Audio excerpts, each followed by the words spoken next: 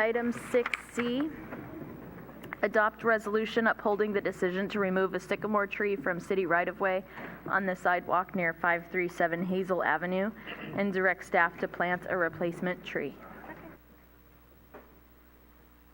Should I worry about taking it off?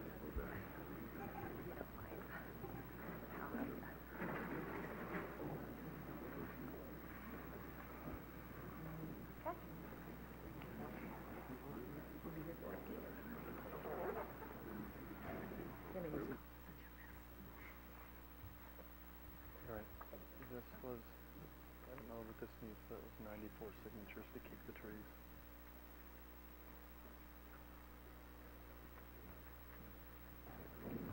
Thank you, Steve.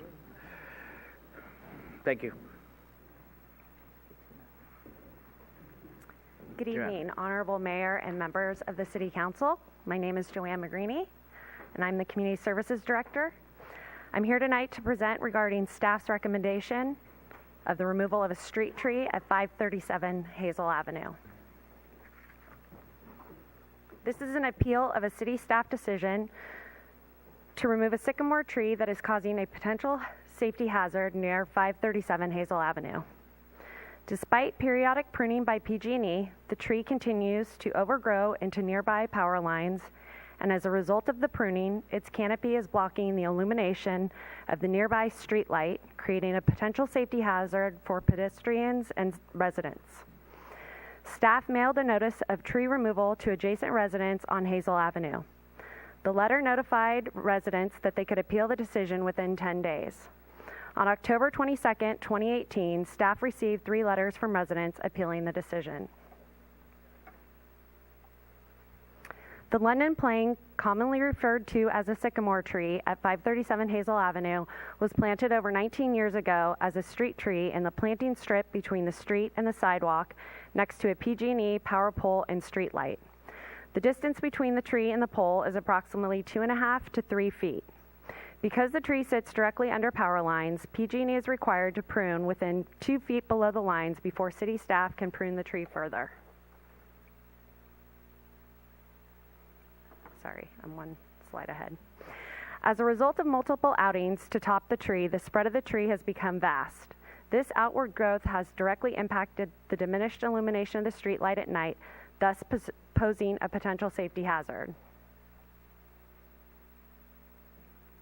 In December 2017, the Community Services Department received an email from the resident of 533 Hazel Avenue requesting the tree's removal.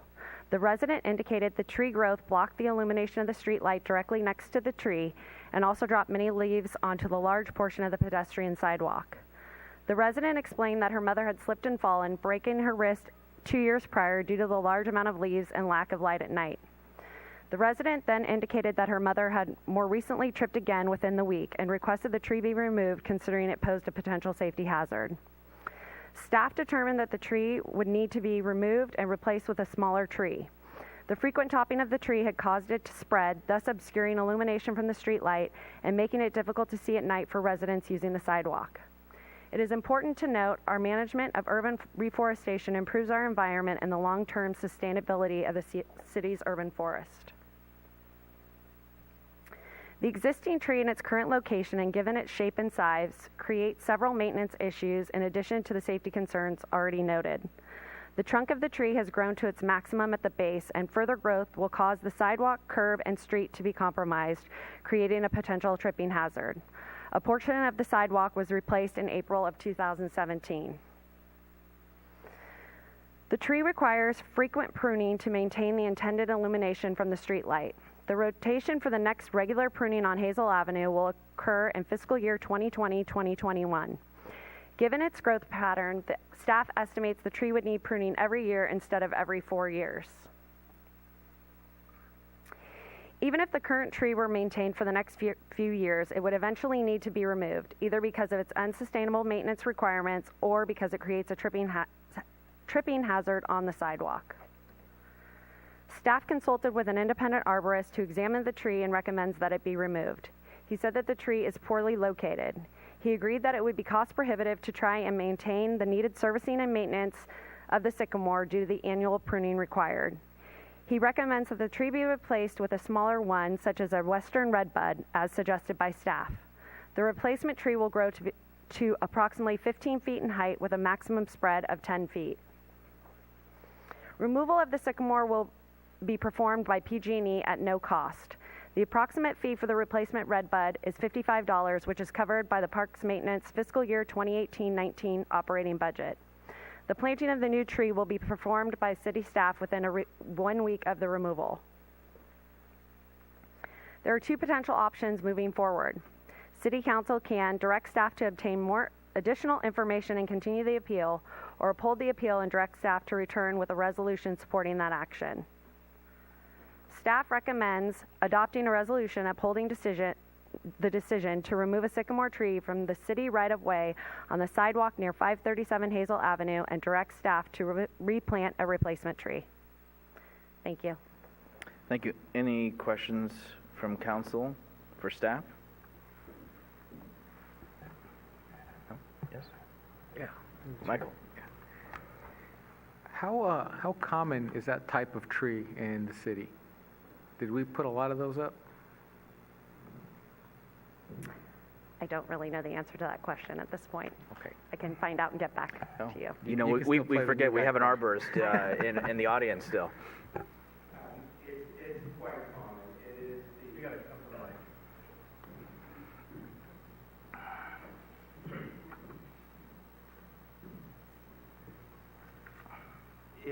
It is probably the most used street tree in the United States. Europe, London, if you watch all the walking in France, those are all sycamores that line the streets there. So it is a standard tree used all over the area. So. It seems in this case, though, that the planting strip is very narrow, so would it typically have a larger area to grow in? That is a very small planting strip. And you can see how it has maxed that strip out. The curb's already been compromised. The sidewalk's been replaced already. So it'll just continue to do that. So you're looking at replacement of curb and sidewalk every 10 years. You probably have to redo it. One thing about the London plane or the sycamore is that it is very good about having its roots cut. So it handles that well. Mm-hmm. But yeah, they're a great tree, but it's the wrong spot. And in terms of its proximity to the utility pole, it looks like it's right next to it. Is there a typical guideline for how much spacing you would want to have between a utility pole and a tree? With a utility pole, I would like to see the whole drip line width. So you know, 20 feet or so, because you're getting that crown spread coming out that's going to start interfering with the pole, the equipment on the pole, and it'll disfigure the tree being cut back, because they'll also cut it back from the pole if they need to get to their equipment. So Okay. All right, it's poorly located. Anything else? Irene? Yes, thank you. I'm not sure who can answer this. Don't we typically, if a tree is cut down, replace it by 2 trees?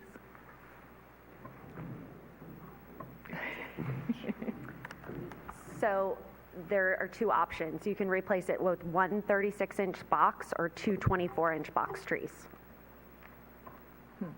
Okay, thank you. Marty, you have anything for staff? Questions Yeah, from the report? a couple things. Since I missed the earlier discussion on trees, I love trees, okay? I have 3 volunteer trees on my property right now. I have a live oak, some kind of pine, and I'm hoping that it's an avocado tree that came from the next door neighbor's tree. So they're on my property. They're going to be there till hopefully long after I'm gone. This seems like a case where if we were going to do it all over again, we wouldn't put that tree there underneath the street light. So my first interest would be... Are there questions? Because we want to hear from the Yeah. appellant, too. Can we relocate the street light? have staff looked into the cost in putting the street light on the other side with the pole? Just curious. And yeah, I'll leave that question first. So we have not looked into relocating the street light. If we did relocate the street light, that would require doing essentially a photo study to determine the illumination of the lights. When street lights are placed, they're placed at certain distances apart to have a minimum light level on the street, so that would need to be adjusted, and that could be a cost that we incur should we be directed to council to do that. I'm not sure at the cost for the study or the potential relocation, but I think order of magnitude it would be several $1,000s, whereas the replacement of this tree is under $200, and PG&E would be taking care of the removal cost. Got it.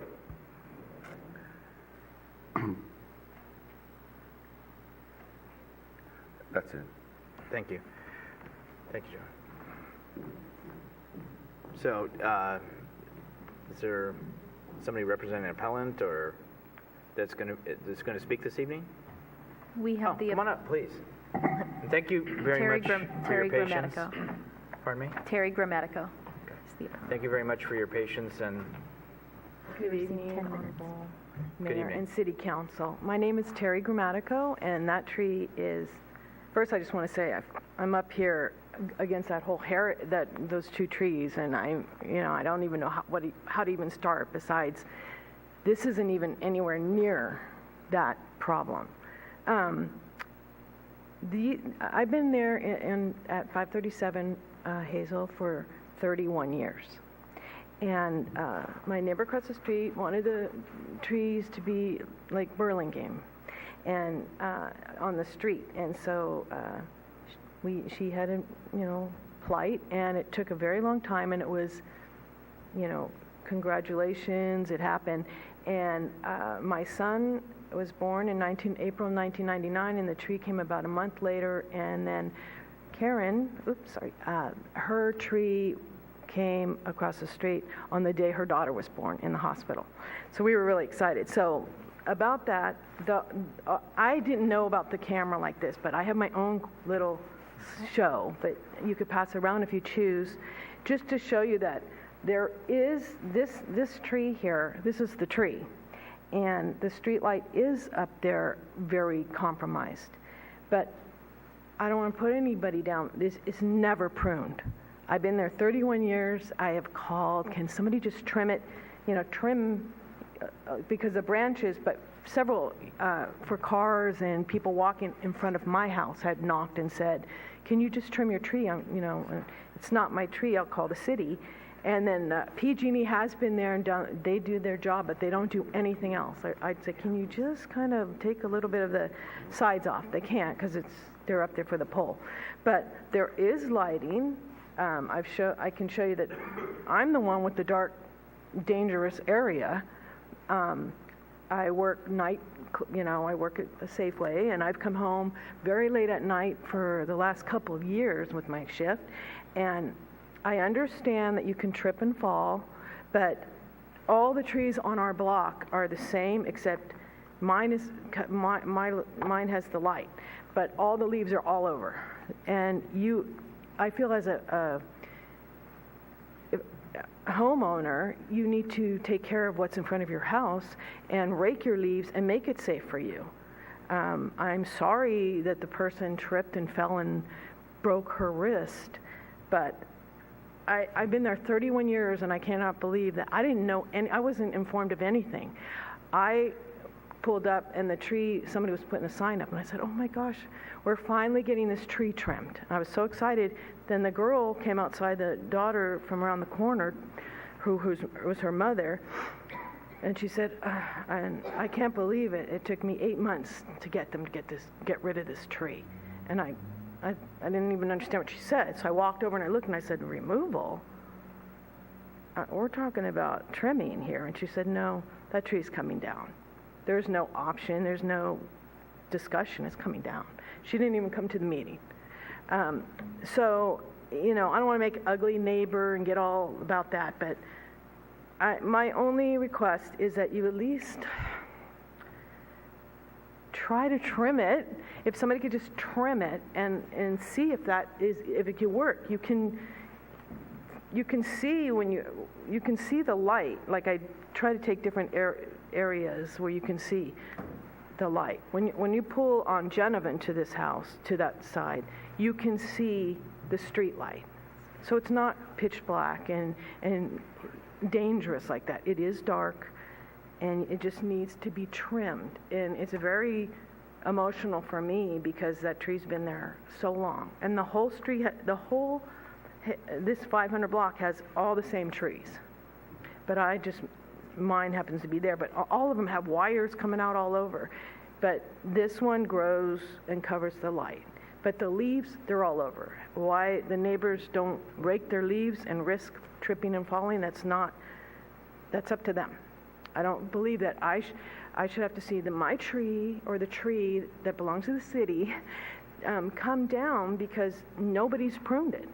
I don't want to repeat myself, but I need to really stress, nobody comes and trims this tree. If you just trim it and try, and I'm willing to see if it, I don't want another tree there. Like if you're going to pull and tear this tree down, it's not the point because there needs to be a tree there. Yeah, I love all the trees and stuff, but there's nothing wrong with this tree. It's not diseased. I don't know why the city arborist said it had to come down, probably from the street light, but it's been there like that this whole time. The street light has been there. The city planted the tree there, and I watch it grow, and it's been there all these years. And I just ask that if you could please just reconsider your decision and try with a trimming and see where that goes. Thank you. Thank you. If it's okay, I'm going to come over and get that. Oh.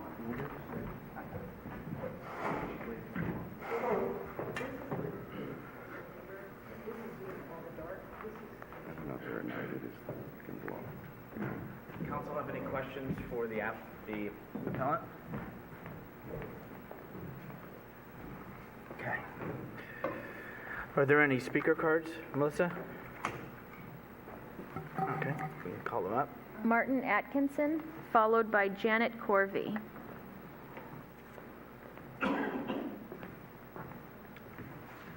Hello, Mayor Medina and council. Sorry, I know it's late and I'll be quick. I'm the neighbor across the street. We've been there 26 years, been her neighbor, Terry's neighbor, Martin Atkinson.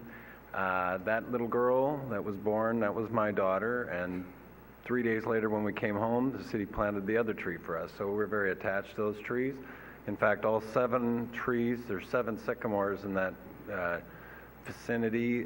They were all planted within days or weeks of each other, and so Terry and I watched our kids grow up along with those trees. So we definitely have an attachment to those trees, and I think the other people probably do too. There is one on her side up farther. Some of those leaves are going to keep coming that way anyway. And I would add that the planter strip is narrow. That is true. They've had to replace some of the sidewalks. Those things are all factual. It's the same on our side of the street, and I would worry that it's a slippery slope, and if people are going to complain about buckling and everything else, we're going to lose our trees too. So I have some concern about it. The darkness probably impacts 2 people by far the greatest, which would be Terry and us. I have no complaints on my side of the street. It's not bothering me. In fact, in front of that person's house, it is fairly well illuminated. It really isn't dark, and your sidewalk is in good shape there. I just wanted to offer those words. We're fond of those trees. We hate to see them go. Thank you, Mark. Next, please. Janet Corvey. As you know, I'm Janet Corvey. I've lived in San Bruno for over 40 years, and I basically came to support Terry.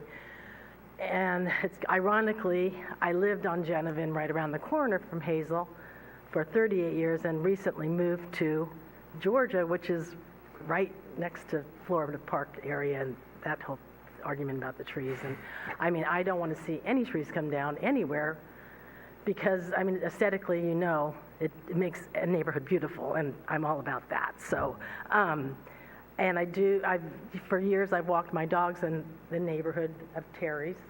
I've visited her or whatever at nighttime, and I've never had any problem with the lighting or the leaves or anything like that. And the one thing I want to say, same as Martin, I'm just worried if you take this one tree out, because eventually, right now, the sidewalk's perfect. Why can't it come down in 10 years when it begins to buckle if you're going to take a tree down? Which I'm not advocating that, but it's just a point I'm making. Because I would hate to see that once you take down the one, and like Martin said, then comes the next one, and the next one, the next one, and you're replacing the trees. But the trees you replace, let's be honest, are this big. I mean, I will be probably, won't even know that it's a tree, or I'm going to be pushing up trees. You know, it's a long time from now, 20 years before it becomes a beautiful tree as the one is in front of Terry's house. So that's really all I have to say. Obviously, I'm thumbs down on taking down the tree. Thank you. Thank you very much. Anybody else that wanted to speak on this? Okay, so we're going to bring it back to council. If there's any additional questions or comments for staff. Through the chair? Irene? Oh, okay. I was just noting in the staff report that the last time it was trimmed, that the city trimmed it, was in 2009. So that's quite a while ago. I have a comment to make, but I don't know if everyone else would like to, but I'll just throw it out there. With the pictures, it seems to me that the city should go out and trim it down to a more lollipop shape, because it really does spread out there. And I walk my dog too on Hazel and all those other neighborhoods, and yes, sometimes neighbors don't pick up the leaves, sometimes they do, so you just have to be careful. And I too agree that if we start with one that way, it could be easily construed that the rest should go down for the same reasons. So I would like to suggest that we kind of table this until staff has a chance to actually go out and trim it to a more manageable shape. Laura? I think I'm just going to, for time purposes, to say ditto. Michael? No, I think that sounds like a good idea. If there is an opportunity, and I'd like to hear from staff if there is an opportunity to do some trimming that might help the situation before we make the final Absolutely. decision. Javon Grogan, City Manager again. This was a hard one for staff. To be quite honest, I almost reversed the initial decision to remove the tree. But what it really comes down to is this is not the only tree like this. In the city, we have probably several hundred trees like this. Our challenge is we do not have the resources to pollard trees like this on an annual basis. We are on a 4-year maintenance cycle.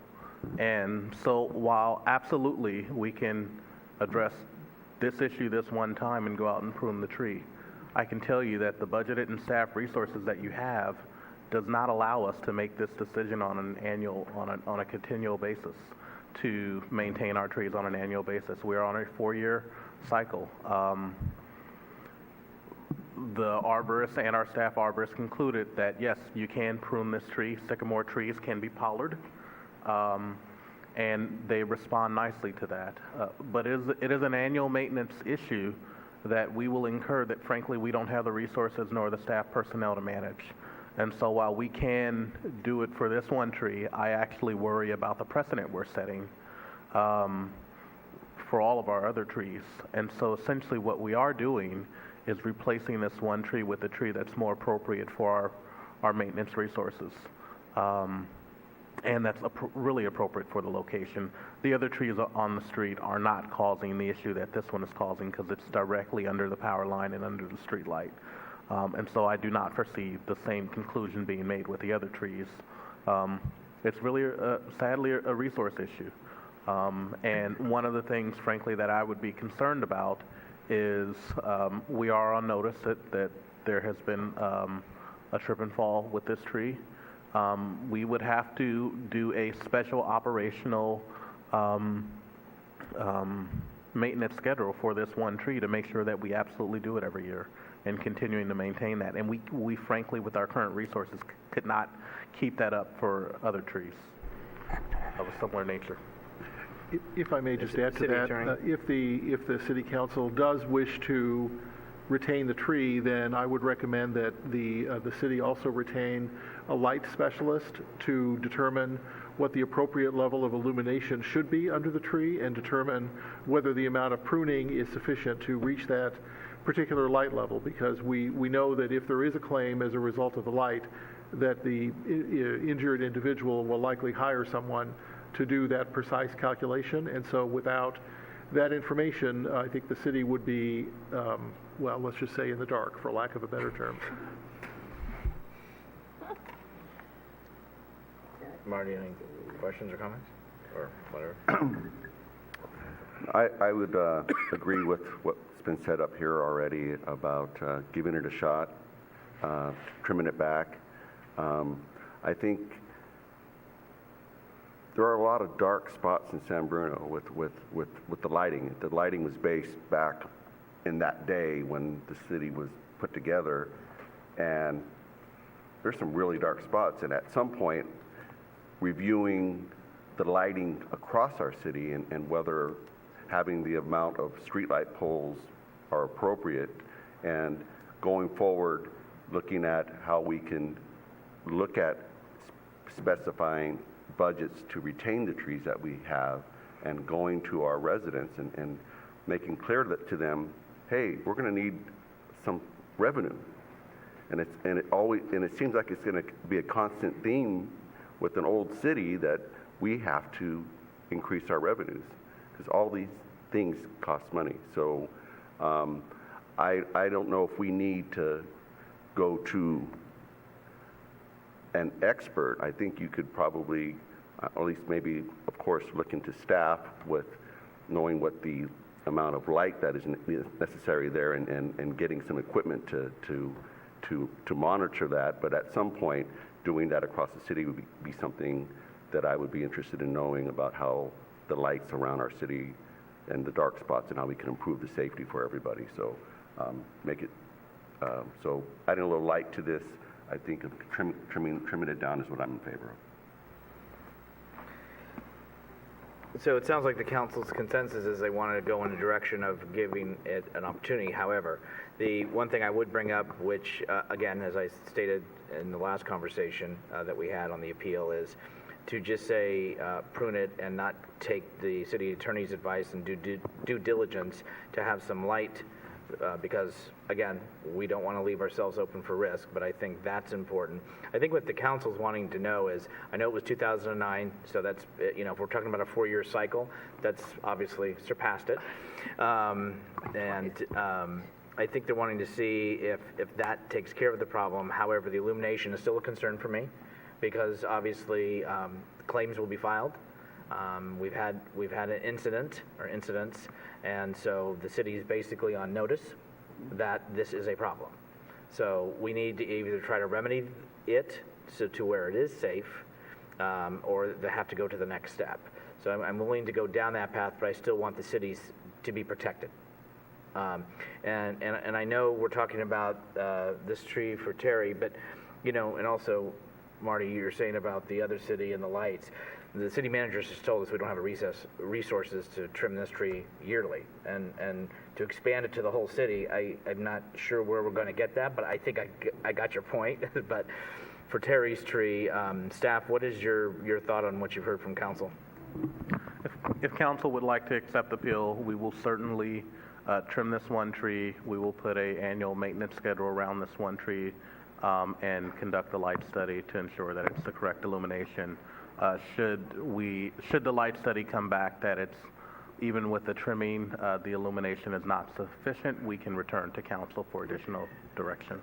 So just so it's clear, if council wants to go down the path to uphold the appeal, then it's with the understanding that I'm asking for council's consensus that we have a light person go out to review it, we try the pruning, but in all sincerity, Terry, I just want to be candid that if things don't go down a path to where it's remedied, it probably would have to come back just for the safety and element aspect of it, but, okay.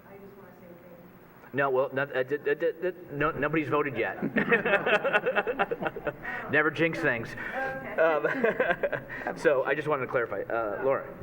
So, through the chair, I mean, I guess when we're talking about the pruning of it, you know, you can go in and get a trim of a haircut, or you can go in and get really cut, right? So, I mean, that's actually what I'm thinking is, I'm saying go in and actually cut this thing down the way it should have, 10 years ago, because it's so big and and based on that, is it something that can get into a regular schedule? And if we are maintaining a regular schedule, it won't be an issue.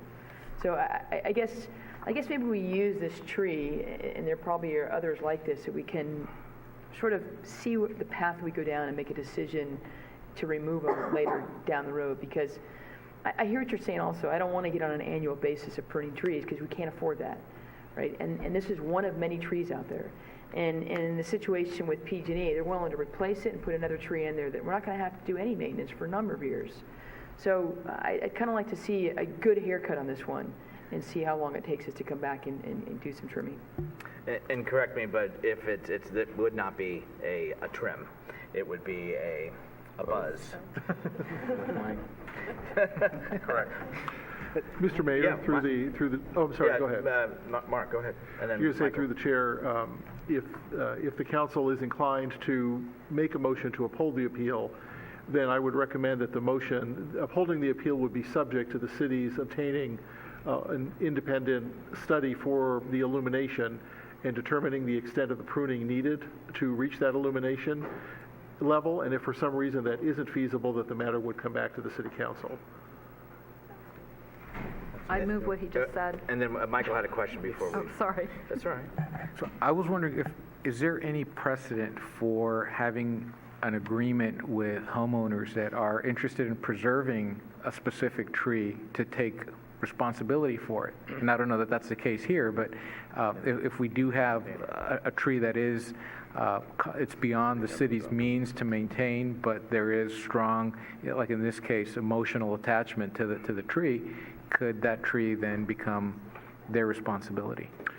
So if I may, through the chair, through Please. Mr. Mayor, there are a couple of ways to address that. The first way I think you're suggesting is with an individual agreement with the property owner. The difficulty with that is that it requires an annual imposition on the property owner and on the city to make sure that every year the city is added as an additional insured to the homeowner's insurance policy. So for every year that the tree is in existence, and irrespective of who the property owner is, the city would have to be able to follow up on that and make sure that it had an additional insured certificate. The other way to handle that situation is to adopt an ordinance that's citywide that transfers the liability from those trees to the property owner. And the city council may know that from our prior claims settlements involving trip and falls on sidewalks, of which there have been a number in San Bruno, that is always an option, and in fact it's an option that is recommended to cities by our risk pool JPA. Some cities do have liability shifting ordinances. I think some cities have faced challenges in adopting those ordinances because generally individuals believe that the risk will be on them, whereas in fact the risk will be on their homeowner's insurance carrier. But aside from that, that would be the other way to do it, is to have a liability shifting ordinance. Okay. Yes. So is there action from council in regards to the decision? I have moved to uphold what Mark said earlier about upholding the appeal, having the tree have a good haircut, and doing the light illumination study before, so that you can determine how much of a haircut it should have, and then going from there. I think we understand the motion. Thank you. Okay. Is there a second? I'll second. Okay. Unless you can figure out which one. Councilmember Medina. I'll take it. Councilmember O'Connell. Aye. Councilmember Salazar. Aye. Vice Mayor Davis. Aye. Mayor Medina. Aye. Let's move on to item D.